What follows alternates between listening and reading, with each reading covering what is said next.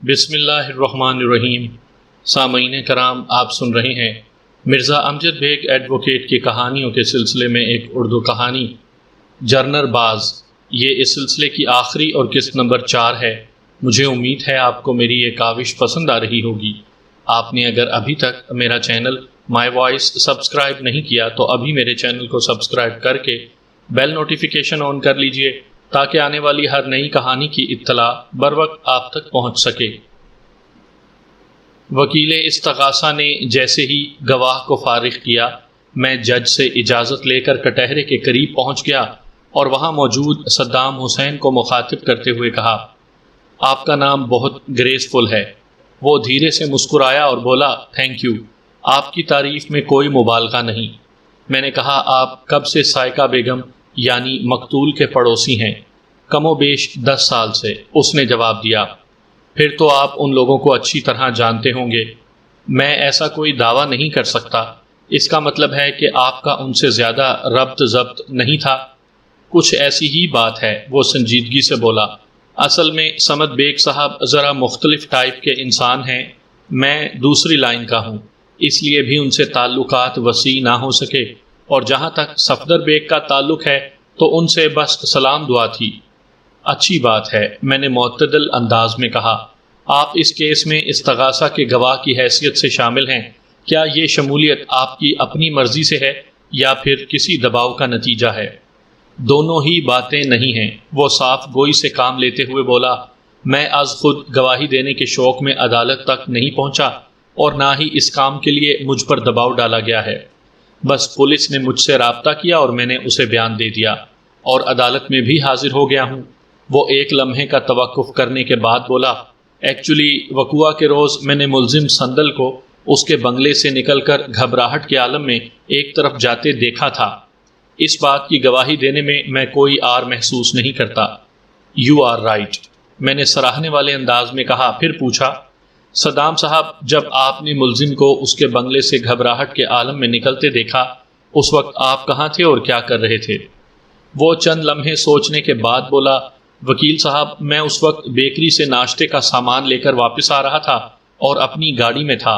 ابھی میں اپنے بنگلے سے چند گز دور ہی تھا کہ میں نے صمد بیگ کے بنگلے کا گیٹ کھلتے دیکھا، پھر وہاں سے ملزم سندل برآمد ہوئی اور گھبراہٹ کے عالم میں ایک طرف چل دی۔ اس وقت سامنے سے ایک ٹیکسی آتی نظر آئی۔ میں نے دیکھا ملزم نے اس ٹیکسی کو رکنے کا اشارہ کیا، ٹیکسی رکی تو وہ اس میں بیٹھ گئی۔ پھر اس کے بعد کیا ہوا؟ وہ خاموش ہوا تو میں نے سوال کیا۔ کچھ بھی نہیں، اس نے جواب دیا۔ میں معمول کے مطابق اپنے گھر آ گیا۔ یہ تو مجھے بعد میں معلوم ہوا کہ وہ اپنے شوہر کو قتل کر کے فرار ہوئی تھی۔ آپ تک یہ اطلاع کس نے پہنچائی تھی؟ میری بیوی نے، اس نے بتایا۔ اس وقت میں اپنی فیکٹری میں تھا، مجھے فیکٹری پہنچے ابھی آدھا گھنٹہ ہی ہوا تھا کہ میری وائف کا فون آ گیا۔ اس نے بتایا کہ سامنے والے بنگلے میں پولیس آئی ہوئی ہے۔ میں نے سوال کیا، کیوں آئی ہے وہاں پولیس؟ اس نے بتایا کہ سائقہ بیگم کی بہو نے اپنے میاں کو قتل کر دیا ہے۔ جب آپ کی بیوی نے فون پر اس واقعے کی اطلاع دی تو وہ کیا وقت ہوگا؟ اس وقت دن کے 11 بجے تھے، اس نے جواب دیا۔ واقعات اور استغاثہ کے مطابق پولیس ٹھیک 10:30 بجے جائے واردات پر پہنچی تھی۔ اس کا مطلب تھا کہ پولیس کی وہاں آمد کے بعد ہی یہ خبر بنگلے سے باہر نکلی تھی۔ صدام حسین صاحب، میں نے استغاثہ کے گواہ کو مخاطب کرتے ہوئے کہا، جس وقت آپ نے گھبرائے ہوئے انداز میں ملزمہ کو بنگلے سے نکلتے دیکھا، اس لمحے کیا بجا ہوگا؟ میرا خیال ہے وہ 9 بجے کے قریب کا وقت تھا۔ 9 سے کچھ کم یا زیادہ؟ یقیناً کم۔ آپ یہ بات اتنے وثوق سے کس طرح کہہ سکتے ہیں؟ میں نے تیز لہجے میں کہا، کیا آپ نے اس وقت گھڑی پر نگاہ ڈالی تھی؟ میری موکلہ کے مطابق وہ 8:45 بجے بنگلے سے نکلی تھی۔ باہر نکلتے ہی اسے فوراً ٹیکسی مل گئی تھی، اس لیے وہ بآسانی 15-20 منٹ میں محمود آباد اپنے میکے پہنچ گئی۔ کٹہرے میں کھڑے گواہ نے میرے استفسار کا جواب یوں دیا، جناب، میرے اس وثوق کی ایک ٹھوس وجہ ہے۔ یہ ٹھیک ہے، میں نے ملزم سندل کو دیکھنے کے فوراً بعد ہی اپنی رسٹ واچ میں وقت نہیں دیکھا تھا، لیکن جب میں ناشتہ لے کر اپنے بنگلے میں آ گیا اور ازاں بعد میں باتھ لینے کے لیے واش روم میں جانے لگا تو اس وقت میری نظر وال کلاک پر پڑی تھی اور وہاں 9 بجنے میں 2-3 منٹ باقی تھے۔ اوکے، میں نے گہری سانس خارج کرتے ہوئے کہا، اس کا مطلب تو یہ نکلتا ہے کہ ٹھیک 9 بجے آپ شاور لے رہے تھے۔ آپ کا کہنا بالکل درست ہے۔ کیا غسل کے دوران میں آپ نے سامنے والے بنگلے میں کسی قسم کی فائرنگ کی آواز سنی تھی؟ میں نے اس کی آنکھوں میں دیکھتے ہوئے پوچھا۔ اس نے نفی میں سر ہلاتے ہوئے جواب دیا، نہیں جناب، ایسی کوئی آواز میری سماعت تک نہیں پہنچی تھی۔ اس کا جواب میرے حسب توقع تھا۔ استغاثہ کے گواہ صادق علی کے مطابق اس نے فائرنگ کی آواز ٹھیک 9 بجے سنی تھی۔ اس کی بات میں کوئی وزن نہیں تھا، اس حوالے سے کہ وہ فائرنگ میری موکل نے کی تھی۔ ملزم سندل 8:45 بجے بنگلے سے باہر آ چکی تھی۔ بہرحال ٹھیک 9 بجے سامنے والے بنگلے کے بیڈ روم میں چلنے والی 2 گولیوں کی آواز گواہ صدام حسین کی سماعت تک نہیں پہنچ سکی تھی، اور اس صورت میں وہ اپنے واش روم میں شاور بھی لے رہا تھا۔ آپ سے آخری سوال صدام صاحب، میں نے وٹنس باکس میں موجود گواہ کی طرف دیکھتے ہوئے کہا، ذرا سوچ سمجھ کر جواب دیجیے گا، کیونکہ آپ کے جواب کی بہت اہمیت ہے۔ وہ یکدم گہری سنجیدگی سے مجھے دیکھنے لگا۔ میں نے کھنکار کر گلا صاف کیا اور گواہ سے پوچھا، جب وقوعہ کے روز آپ نے ملزم سندل کو بنگلے سے نکل کر ٹیکسی میں بیٹھتے ہوئے دیکھا تو وہ کس قسم کا لباس پہنے ہوئے تھی؟ شلوار قمیص، وہ پر اعتماد انداز میں بولا۔ لباس کا رنگ کیا تھا؟ فیروزی۔ کوئی اور تفصیل؟ اس نے سادہ سے لہجے میں بتایا، قمیض پھولدار تھی جبکہ شلوار پلین۔ اس کے ساتھ ہی عدالت کا مقررہ وقت ختم ہو گیا۔ The court is adjourned۔ جج نے عدالت کی برخاستگی کا اعلان کر دیا۔ ہم عدالت سے باہر آئے تو میری موکل کا باپ صدیق بہت خوش تھا۔ اس نے میرا شکریہ ادا کرنے کے بعد کہا، بیگ صاحب، آپ بڑی ہوشیاری سے کیس کو اپنے حق میں ہموار کر رہے ہیں۔ صدیق صاحب، عدالت ایک اکھاڑے کی مانند ہے۔ میں نے اپنی گاڑی کی جانب قدم اٹھاتے ہوئے کہا، دنیا میں جتنی بھی اقسام کے اکھاڑے ہیں، وہاں جیتنے کے لیے ہوشیاری اور چالاکی بہت ضروری ہے، جسمانی بھی اور ذہنی بھی۔ اگر ہم اس صلاحیت کا بر وقت استعمال نہیں کریں گے تو سامنے والا حریف پلک جھپکتے میں ہمیں پچھاڑ دے گا۔ آپ بالکل بجا فرما رہے ہیں۔ وہ اپنے لہجے میں ممنونیت کے جذبات سمیٹتے ہوئے بولا، آپ کی اب تک کی کارکردگی سے میں مطمئن ہوں۔ آپ نے دشمن کے ہتھیاروں کو اسی پر استعمال کرنے کی پالیسی اپنا رکھی ہے اور خاصے کامیاب بھی ہیں۔ کامیابی سے متعلق اس کا اشارہ میں بخوبی سمجھ رہا تھا۔ ذہین سامعین سے کچھ بعید نہیں، ان میں سے بعض تو مجھ سے بھی پہلے نشانے پر پہنچ چکے ہوں گے۔ میں نے صدیق کی بات کا جواب دیتے ہوئے کہا، دشمن کے ہتھیاروں کو اسی پر آزمانے کی پالیسی بہت پرانی ہے اور اس کے نتائج بہت حوصلہ افزا ہیں۔ میں نے ایک لمحے کا توقف کیا، پھر بات جاری رکھتے ہوئے کہا، میں اپنے ہتھیاروں کو بچا کر رکھتا ہوں اور انتہائی نازک مراحل پر استعمال کرتا ہوں۔ زیادہ تر میں حریف کی کورٹ میں کھیلنے کا عادی ہوں۔ مجھے تو امید ہے کہ میری بیٹی بہت جلد اس کیس سے باعزت بری ہو جائے گی۔ صدیق نے میری جانب دیکھتے ہوئے بھرپور لہجے میں کہا، انشاءاللہ۔ وہ مجھے سلام کر کے رخصت ہو گیا۔ سائقہ پوری تیاری کے ساتھ گواہی دینے آئی تھی۔ اس کے بناؤ سنگھار سے لگتا تھا جیسے وہ کسی تقریب میں شرکت کے لیے آئی ہو۔ اس کی عمر 45 کے قریب تھی۔ اس نے تیز میک اپ کر رکھا تھا۔ چیختے ہوئے نارنجی رنگ کی ساڑی میں وہ کسی قیامت سے کم نظر نہیں آ رہی تھی۔ سائقہ کا بیان اناد اور نفرت کا آمیزہ معلوم ہوتا تھا۔ وہ اپنی بہو کے لیے دل میں جس قسم کے جذبات رکھتی تھی اور اس نے اس کا کھل کر اظہار بھی کیا تھا۔ اس کا بیان ریکارڈ ہو چکا تو وکیل استغاثہ نے اپنے مفاد میں گواہ پر کچھ تباہ آزمائی کی۔ اس کے بعد میری باری آئی۔ میں نے گواہ کو انتہائی ضروری امور تک محدود رکھتے ہوئے جرح کا آغاز کیا۔ سائقہ بیگم، مجھے معلوم ہوا ہے آپ ملزمہ کو سخت ناپسند کرتی تھیں۔ آپ کو کسی نے بالکل درست معلومات فراہم کی ہیں۔ وہ ایکیوز باکس میں کھڑی سندل کی جانب قہر آلود نظروں سے دیکھتے ہوئے بولی، یہ مردود مجھے ایک آنکھ نہیں بھاتی تھی۔ اس ناپسندیدگی کی کوئی وجہ تو ہوگی، وجوہات تو درجن بھر ہوں گی، وہ بے اعتنائی سے بولی، لیکن سب سے اہم سبب یہ ہے کہ اس نے مجھ سے میرا بیٹا چھین لیا تھا۔ یہ کسی ڈائن سے کم نہیں۔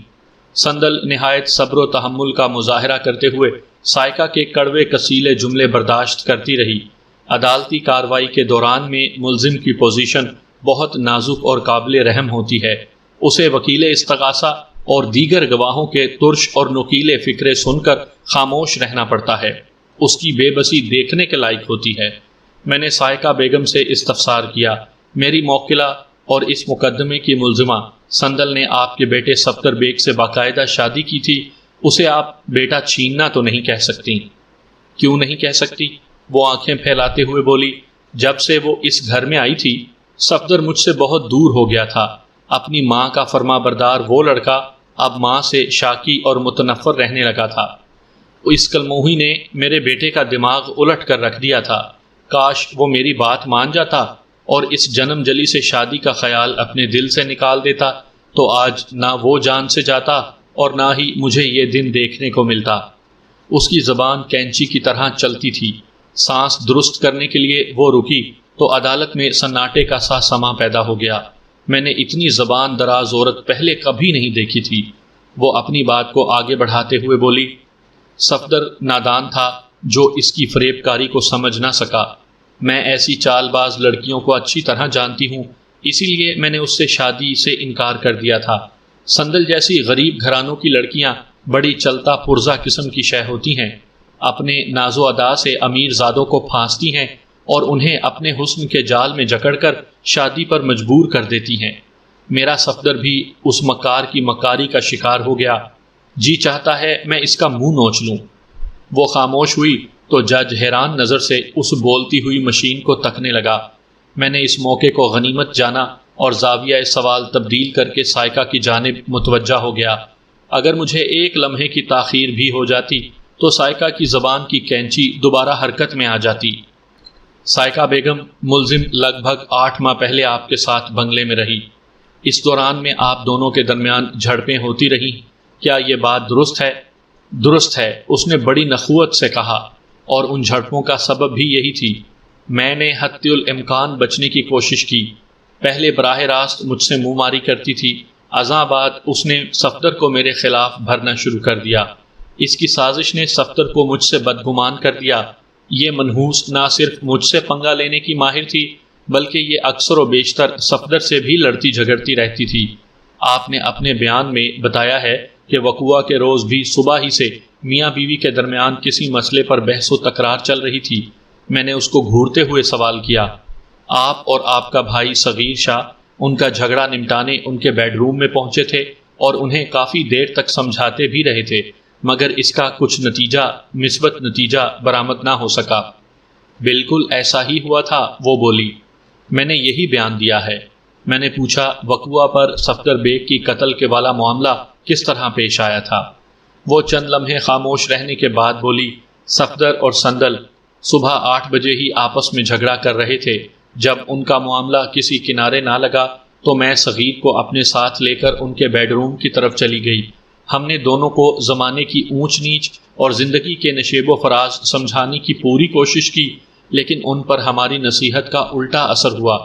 یہ بدبخت سائقہ نے میری موکل کی جانب اشارہ کرتے ہوئے کہا، مجھے کھری کھری سنانے لگی۔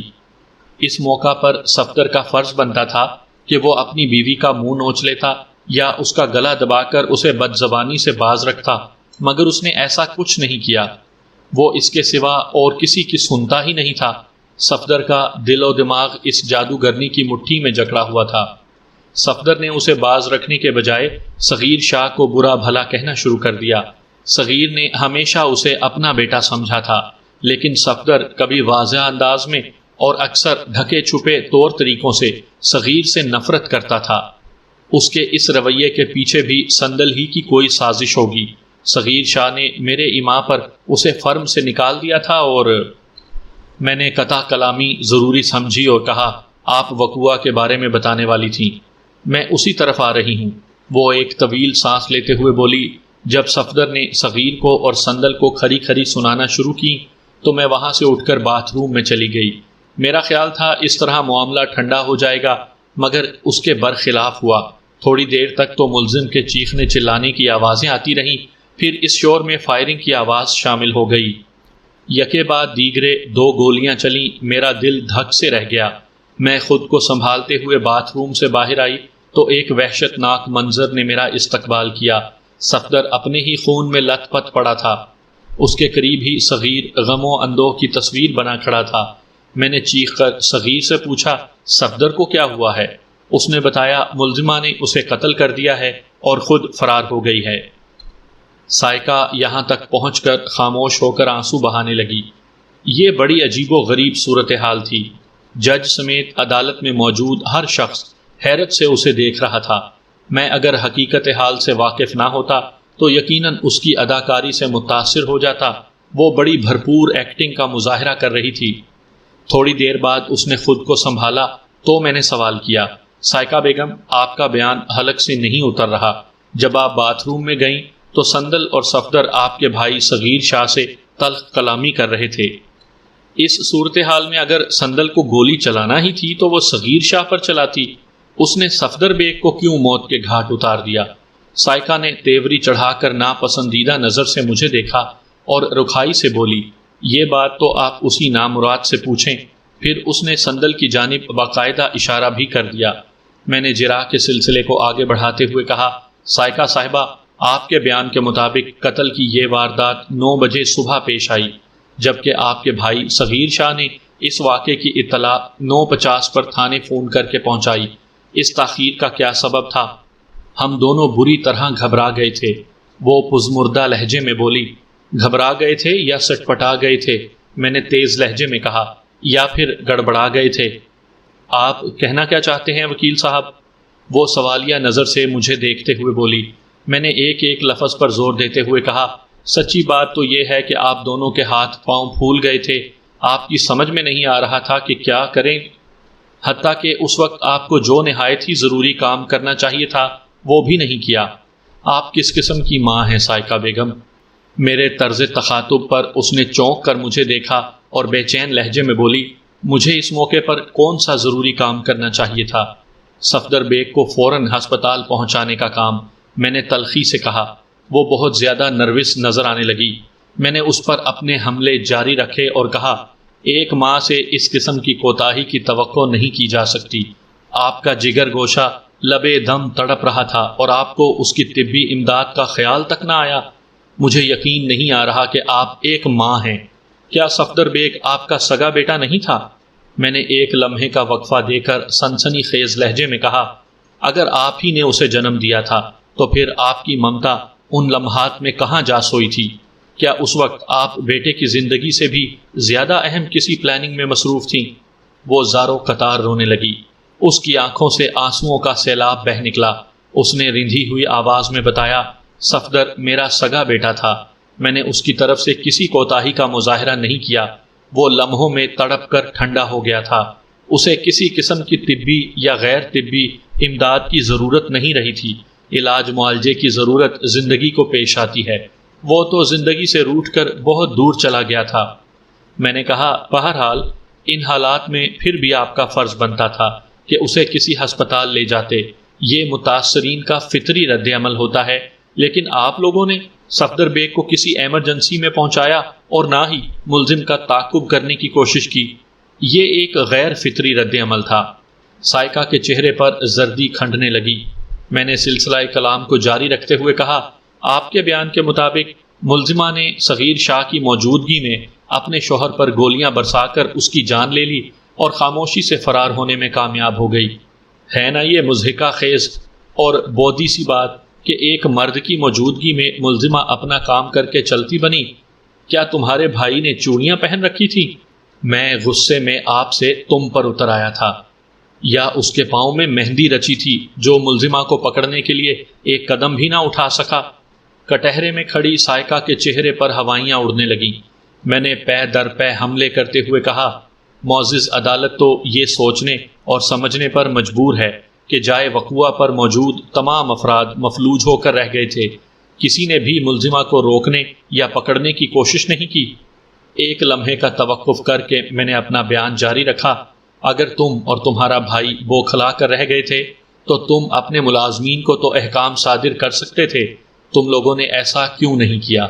ملزمہ کو جائے واردات سے صاف بچ کر جانے کیوں دیا؟ وہ کمزور سی آواز میں منمنائی، ہم واقعی اپنے ہوش و حواس کھو بیٹھے تھے، ہم سمجھ نہیں پا رہے تھے کہ جھوٹ، بکواس، میں نے چڑھائی جاری رکھی۔ در حقیقت تم دونوں اس وقت حالات کو قابو کرنے کی پلاننگ میں مصروف تھے تاکہ واقعات کو اس قسم کا رنگ دیا جائے کہ میری موکلہ کو قاتل ثابت کیا جا سکے، جبکہ وہ بیچاری تو اس واقعے سے 15-20 منٹ پہلے ہی بنگلے سے رخصت ہو چکی تھی۔ تم لوگوں نے اپنے ملازمین کو اپنے بیانات یاد کروائے جو تمہارے حق میں اور ملزم کے خلاف جاتے تھے۔ کیوں کیا تم لوگوں نے ایسا؟ اس پلاننگ کی ضرورت کیوں پیش آئی؟ پانی وہ کٹہرے کے چوبی ریلنگ کو تھامتے ہوئے کراہی پھر اپنے حلق کے مقام پر گردن سے ہلانے لگی۔ واضح طور پر محسوس ہو رہا تھا اس کے غبارے کی ساری ہوا نکل چکی تھی۔ میں نے اپنی حکمت عملی کو جاری رکھتے ہوئے کہا، تمہارے پاس اور تمہارے بھائی کے پاس میرے سوالوں کا کوئی جواب نہیں، یا یوں سمجھو کہ جو اصل جواب ہے وہ تم لوگ اپنی زبان پر لانے کا رسک نہیں لے سکتے، کیونکہ تم دونوں میں سے کوئی ایک صفدر بیگ کا قاتل ہے اور دوسرا اسے کور دینے کی مہم پر کمر بستہ ہے۔ کیا میں غلط کہہ رہا ہوں؟ مجھے اپنے سوال کا جواب نہیں ملا۔ سائقہ بیگم کٹہرے کی ریلنگ کو تھامے تھامے نیچے بیٹھنے لگی۔ اس کی آنکھیں بند تھیں اور سر کچھ اس قسم کی حرکت پیش کر رہا تھا جیسے اسے شدید نوعیت کا چکر آ رہا ہو۔ میں نے کمر کے بل جھکتے ہوئے اس کے کان کے قریب اپنا سلگتا ہوا یہ سوال پھینکا، قاتل کون ہے سائقہ بیگم؟ آئندہ پیشی پر مقتول کے ماموں کو گواہی کے لیے آنا تھا، لیکن وہ منظر سے اس طرح غائب ہو گیا جیسے گدھے کے سر سے سینگ۔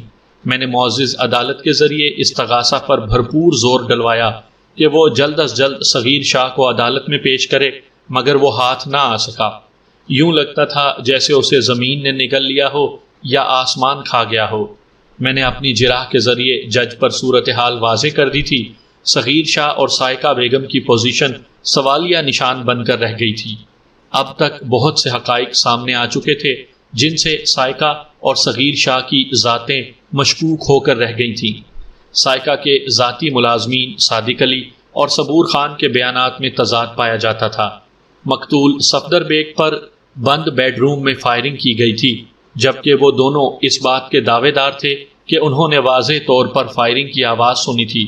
صادق علی نے اپنے بیان کے مطابق ٹھیک 9 بجے فائرنگ کی آواز سنی تھی، جبکہ میری موکلہ 8:45 بجے بنگلے سے نکل چکی تھی۔ اس بات کی تصدیق سائقہ کے پڑوسی صدام حسین کے بیان سے بھی ہوتی تھی۔ اس سے یہی ظاہر ہوتا تھا وہ فائرنگ میری موکلہ نے نہیں کی تھی۔ اس صورت میں انگلی سوالیہ انداز میں جن 2 افراد کی جانب اٹھتی وہ صغیر شاہ اور سائقہ ہی تھے۔ صادق علی نے بتایا تھا کہ فائرنگ کی آواز سن کر وہ 1/4 منٹ میں وقوع پر پہنچ گیا تھا اور وہاں سائقہ اور صغیر شاہ بند دروازے کے باہر کھڑے تھے۔ اس حادثے کی اطلاع صغیر نے اسے دی تھی۔ 10 منٹ بعد اسے بیڈ روم کے اندر جانے کا موقع دیا، جبکہ چوکیدار صبور خان کا کہنا تھا وہ فائرنگ کی آواز سنتے ہی بیڈ روم کے اندر پہنچ گیا، جہاں سائقہ، صغیر اور صادق علی پہلے سے موجود تھے۔ راستے میں اسے گھبرائی ہوئی سندل بھی ملی تھی، لیکن اس نے سندل کو روکنے کی کوشش نہیں کی۔ یہاں صادق علی اور صبور خان کے بیانات میں تضاد پیدا ہو جاتا تھا۔ ایک تضاد صبور خان اور صدام حسین کے بیانات میں بھی تھا۔ صبور کے مطابق فرار کے وقت سندل نے گلابی رنگ کا شلوار سوٹ پہن رکھا تھا، جبکہ صدام حسین کا کہنا تھا کہ وہ اس وقت فیروزی شلوار قمیض میں تھی۔ یہی بیان انکوائری آفیسر صلاح الدین کا بھی تھا۔ گرفتاری کے وقت میری موکلہ نے فیروزی شلوار سوٹ پہن رکھا تھا۔ اس طرح انکوائری افسر کے بیان اور رپورٹ میں بھی بہت سی خامیاں موجود تھیں۔ میں یہ تمام نکات جج کے علم میں لا چکا تھا۔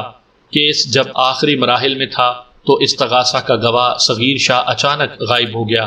سب سے مزے کی بات یہ تھی کہ وہ اس کیس کا عینی شاہد تھا۔ اس کی آنکھوں کے سامنے استغاثہ کے مطابق ملزمہ سندل نے مقتول صفدر بیگ کے جسم میں 2 گولیاں اتاری تھیں، جن میں سے ایک اس کی موت کا سبب بنی تھی۔ صغیر شاہ کی روپوشی نے استغاثہ کے بقیے ادھیڑ دیے اور صغیر شاہ کو بھاگنے پر مجبور کرنے والی میری جرح تھی، جو میں نے گزشتہ پیشی پر سائقہ بیگم پر کی تھی۔ گویا میں نے سائقہ کو سامنے رکھتے ہوئے استغاثہ کی اینٹ سے اینٹ بجا دی تھی۔ جج نے صورتحال کی نزاکت کو دیکھتے ہوئے سائقہ بیگم کو شامل تفتیش کرنے کے احکامات صادر کر دیے۔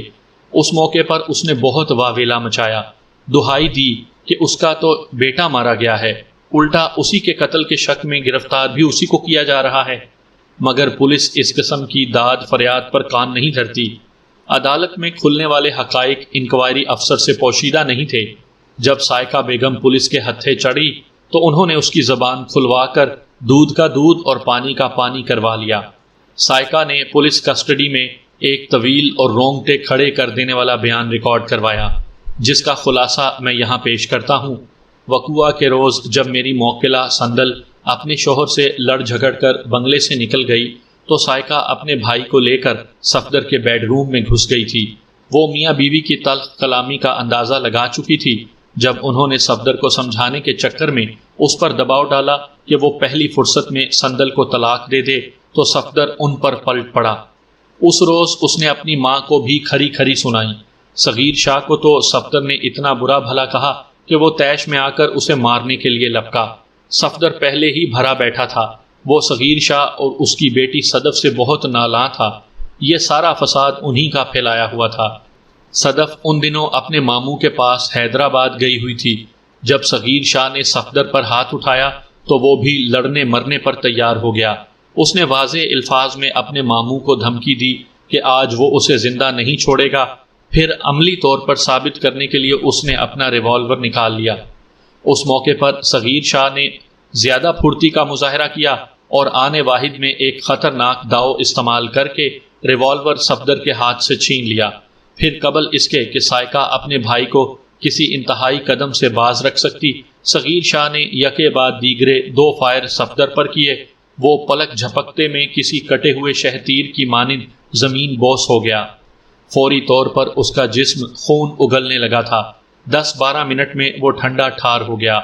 بھائی کی حماقت اور جذباتیت سے سائقہ کا بیٹا زندگی سے ہار بیٹھا تھا۔ اب اگر وہ کسی قسم کی حماقت یا جوش کا مظاہرہ کرتی تو بھائی سے بھی ہاتھ دھو بیٹھتی۔ صغیر شاہ کو صفدر کے قتل کے الزام میں پولیس پکڑ کر لے جاتی، پھر اسے بالآخر پھانسی ہو جاتی یا باقی ساری عمر اس کی جیل کی سلاخوں کے پیچھے گزرتی۔ اس موقع پر با تدبیر صغیر شاہ نے اپنی بہن کو ایک انوکھی راہ سجائی جس پر قدم رکھ کر مزید کسی بھی نقصان سے بچا جا سکتا تھا، اور اس طرح وہ دونوں میری موکلہ سے ایک عبرتناک انتقام لینے میں بھی کامیاب ہو جاتے۔ سندل نے اگر ایک طرف سائقہ کی مرضی کے بغیر اس کے بیٹے سے شادی کر کے اسے حاصل کر لیا تھا تو دوسری جانب اس نے صغیر شاہ کے خواب کو چکنا چور کر دیا تھا۔ وہ خواب جس میں وہ اپنی بیٹی کو صفدر کی بیوی بنا کر سارے مال و جائیداد پر قابض ہونے کی منصوبہ سازی کر چکا تھا۔ بہن بھائی نے باہمی مشاورت اور ملی بھگت سے ایسا سٹیج تیار کیا کہ سندل ان کے پھینکے ہوئے جال میں جکڑی گئی۔ شیکسپیئر نے بالکل درست کہا تھا، یہ دنیا ایک سٹیج ہے جس پر ہم اپنے حصے کا کردار ادا کرتے ہیں۔ سائقہ کے اقرار جرم کے بعد پولیس نے شد و مد کے ساتھ صغیر شاہ کو تلاش کیا اور چند روز بعد انہیں اپنی جستجو میں کامیابی حاصل ہو گئی۔ پھر اس کی زبان کھلوانا پولیس کے بائیں ہاتھ کا کھیل تھا۔ یہ بتانے کی ضرورت نہیں کہ صغیر شاہ کی گرفتاری کے بعد عدالت نے میری موکلہ کو اس کیس سے خارج کر دیا۔ ویسے سائقہ کے اقبال جرم نے سندل کی رہائی کی راہ تو پہلے ہی کھول دی تھی۔ جج نے اس کی ملزم والی حیثیت کو ختم کر کے مقدمے میں پابند گواہ بنا لیا تھا۔